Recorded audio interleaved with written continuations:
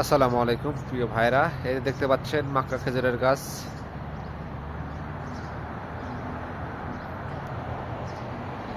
খুব সুন্দর ভাবে খেজুর ধরে আছে।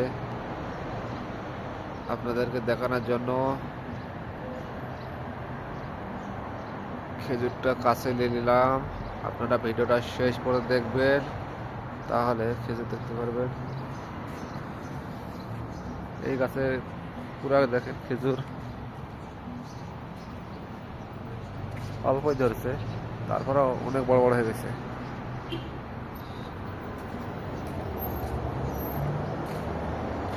খালাস খালাস খালাস, নামাজ পড়ার জন্য আছে। এখন নামাজ শেষ হয়ে গেছে, এখন নামাজ পড়ার জন্য আছে। আমাকে বলছে নামাজ শেষ হয়ে গেছে, আমি বলছি হ্যাঁ নামাজ শেষ।